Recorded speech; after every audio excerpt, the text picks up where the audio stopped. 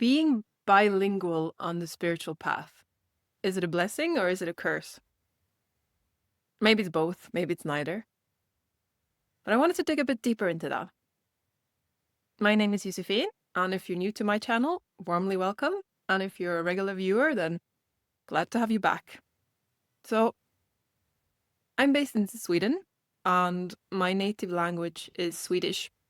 And I started learning English when, when I was about 10 in school. Swedish is a tiny language. It's about 10 million people speaking it.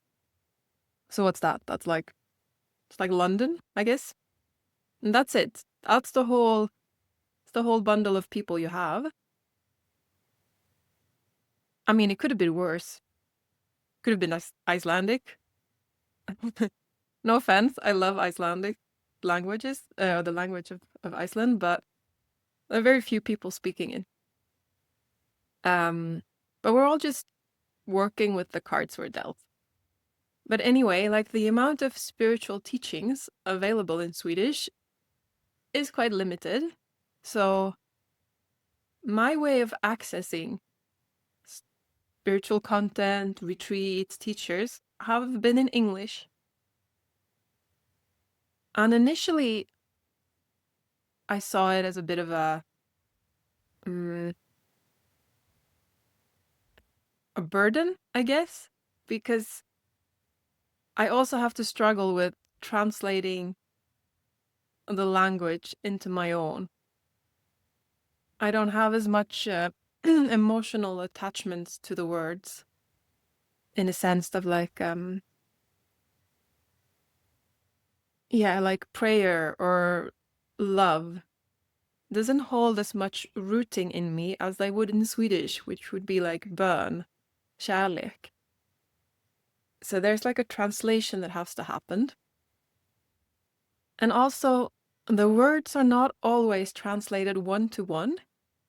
So there might be 3 different words in English that's equivalent to 1 word in Swedish.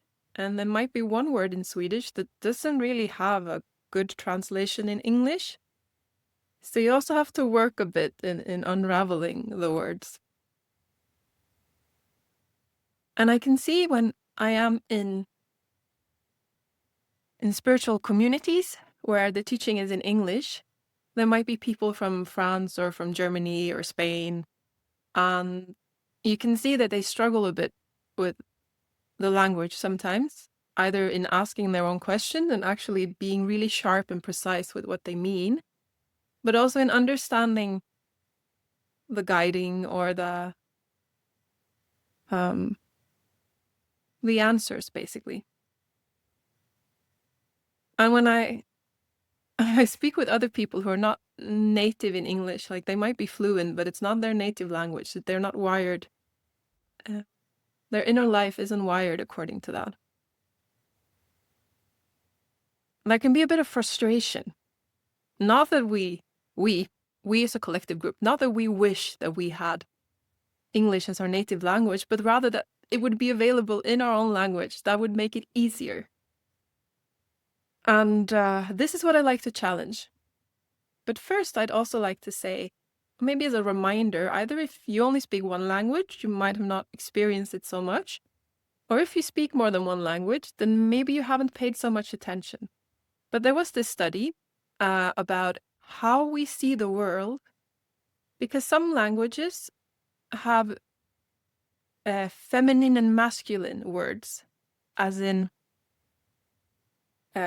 German, for example, there's like der, die, das, and that kind of masculines or feminizes different words. And the same is true for French. I don't speak French, so I don't know what the formulation was. But for instance, these words that in English, they don't have a gender, really. But in some languages, they do. And when they ask the people how they view the world, I think the example was, in some languages, the word table is a feminine word. So when they describe the table, the way they view it, they saw it as softer, as more, it had a different shape, it had a different relationship with the table, just because they were brought up thinking of a table as a feminine entity. While as the English language, they describe the table a bit different because they haven't had the filter of having it either feminine or masculine. It's kind of a genderless or non-binary item. So language isn't just a way we communicate. It's the roadmap to how we see the world. And I remember, I mean, since Swedish is such a small language, we don't dub anything, especially not back in the 90s. Well, we don't do it still, but so I learned a lot through sitcoms like Fresh Prince in Bel-Air. You had to watch it and then read the subtitles in Swedish. So you had the English language and then you had the subtitles, and through music like Ace of Base and Spice Girls and Backstreet Boys. Those are my actual English teachers. That's the language I picked up. The academic language, the spiritual language, that came much later. Yeah. And I even remember when I was a kid, my dad took me to the cinema. I think it was Jurassic Park. And I wasn't dubbed in Swedish and I didn't speak English. There was only subtitles, and I think I was too young to even read. So he kind of spent the whole movie whispering the translation into my ear. Yeah. So English has always been around, but since Swedish was my native language, it's the language that shaped my world. I remember struggling quite a lot in trying to understand why other people in speaking different languages, why they didn't just say the actual word. Like if the name for boat is skepp, why didn't just everyone call it a skepp? Because that's what it is. Why did they insist on calling it a boat? Why did they put a layer on top of the actual word? And this is such a fascinating way of struggling. So it took me quite a long time to start to realize that actually the thing that I call skepp, boat, it really has no name for itself. There is no original name to anything. We make it up.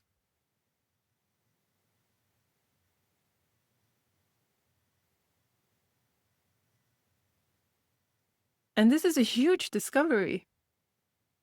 And I guess that's what I realized on the spiritual path. That is the real blessing for me, to be bilingual. Because it's easy to get so caught up in the words that we forget what they're pointing to. Like I've had discussions with people, whether it's called consciousness, or if it's called God, or if it's called spaciousness. And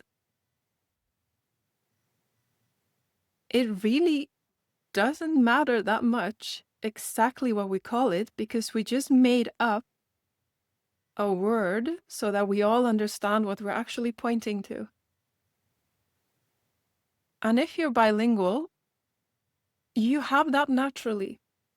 Like if you speak about a boat, I have the Swedish word and then I have the English word kind of superimposed, and they don't sound the same. So whatever it is I'm pointing to, it's not the Swedish word and it's not the English word. They are just pointers.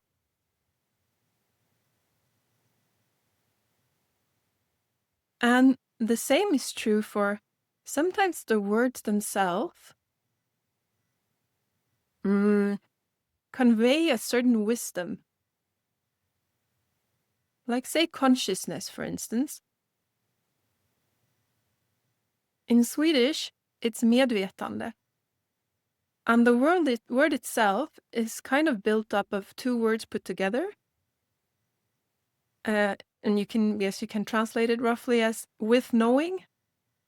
So the word itself in Swedish convey a slightly different pointer than the word in English, which is consciousness. It doesn't have this dual words put together.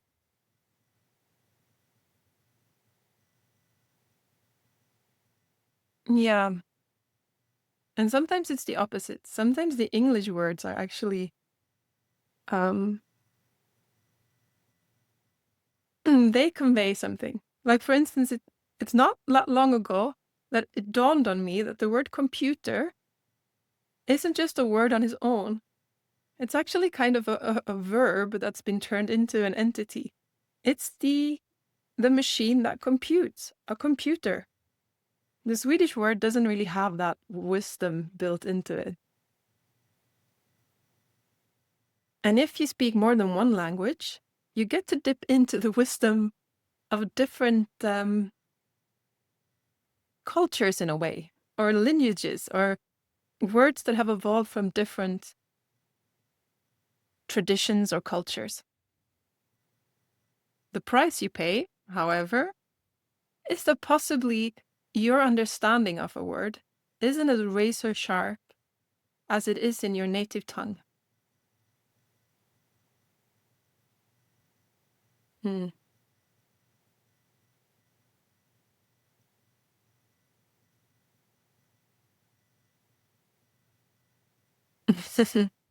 So why did I even wanted to address this? Well, partly it is to, if you yourself are struggling with feeling like I'm challenged with this language, and that all the teachings that I want to access is in, yes, that's a struggle, but it might also be a gift because you get to unwrap the teaching in a way that you wouldn't have to if the words just automatically uh, um, resonated with you. You have to wrestle with it, and that itself might give you an opening to understanding where they actually point to. Hmm.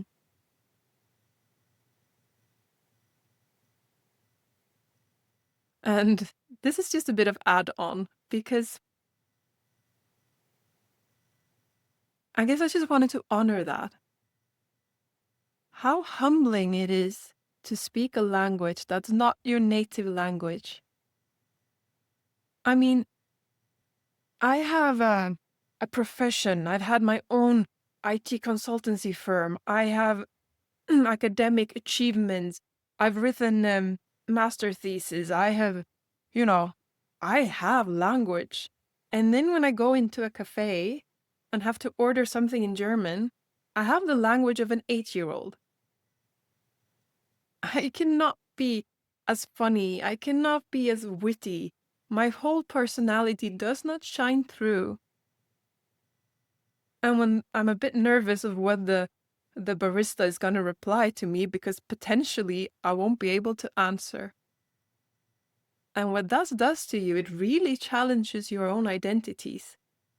Because it's like, oh my God, I went in here thinking I am a competent person. And all that this barista is seeing now is that I can hardly order a coffee without stumbling and I have no humor. And then I have to sit with that of having that identity ripped completely out of me just by ordering a coffee. The way people express themselves, we build up a lot of them. We make it into their identity. And the same is true the other way around.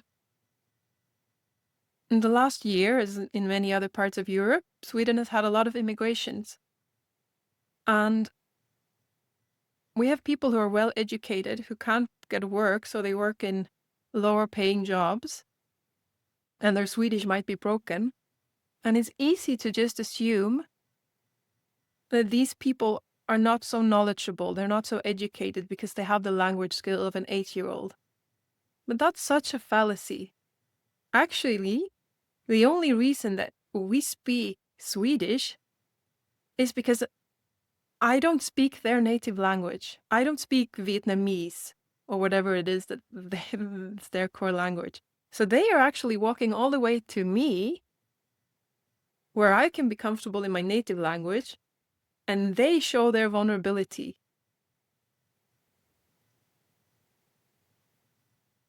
And I don't know, just opening up for that perspective is so beautiful. Like I saw this this video of I don't know if she was from Belarus, I think. And she was speaking in English, and she said that sometimes I get criticized for mm, my accent, and that I don't express myself so eloquent. And what I want to say to that snob is just the only reason we speak English is because you don't know any of my other three languages. English is my fourth language. So I come to you with a bit of broken English, and you get to stay at home. I meet you on your playing field. And I was just something in that really touched me. And I think we owe it to each other to go over to the other person's playing field, if only for a brief moment to say, hello, how are you? Hey, hur mår du? Because it instantly reestablishes some kind of a like honoring for each other. And seeing the fact that language is just a tool for communication. What's really interesting is, what do I really want to say? And then I might have to use Swedish or English or German or Norwegian, or I wish I could use Icelandic, but I can't really. Yeah, they're just a wrapping, pointing to something else.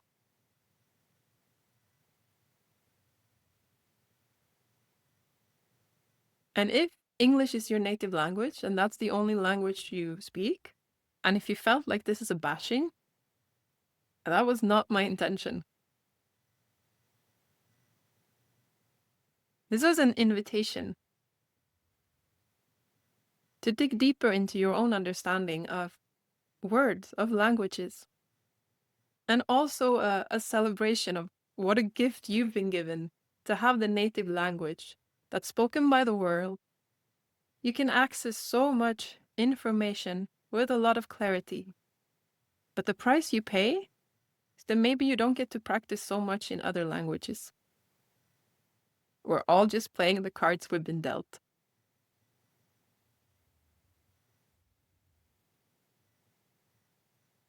But language, anywhere humans communicate, languages will play a part one way or another.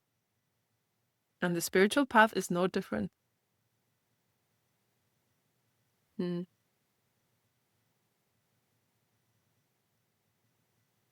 Anyway, I'd love to get your perspective on it, so please do share in the comments. And I hope to see you next time.